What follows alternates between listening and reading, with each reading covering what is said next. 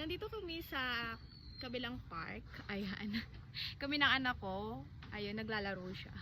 Magbabasketball sana kami. Kaya lang, sarado yung basketball court. So, antayin namin mag-open. Then dito, may mga tennis. Pwede ka maglaro. Ayan. Oh. Hi, Yon! So, sarado kasi siya.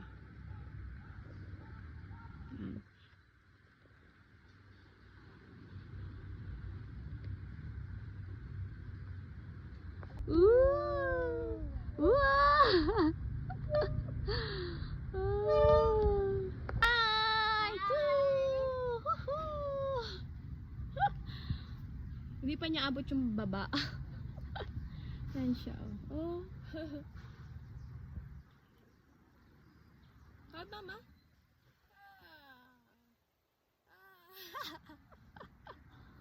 Woo! Woo! Takot siya. Minsan lang kami lumabas. Minsan lang kami punta ng park kasi minsan sobrang dami ng tao.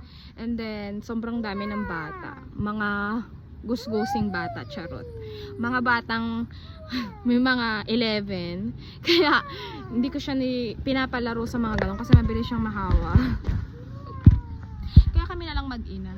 Minsan, tayo nagiging bata na, no? Oh, kwentuhan, chikahan. Nagiging bata na tayo. Pagka may bata ka talagang makulit, nagiging isip bata. Ayan. Minsan nagsaslide din ako sa mga ganyan. Masakit sa bum. Ayan siya, oo. Ayan na, oo.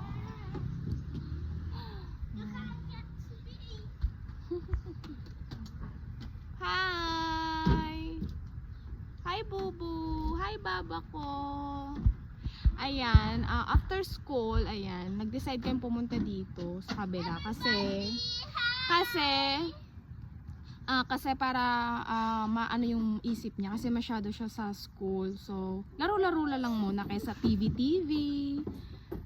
kaysa gadgets, yan, screen time. Dito na lang muna kami. Kahit na gusto ko, nakahilata lang ako, relax. Actually guys, kakatapos ko lang maglaba. Mano-manong laba kasi yung mga uniform niya, hindi pa siya tuyo. Hindi siya tuyo, I mean hindi siya pwedeng washing machine kasi hindi natatanggal. Si washing machine naman hindi maganda maglaba, charot. Kaya kailangan isa-isa ko siya, pati yung mga puti niya binababad ko, ayan.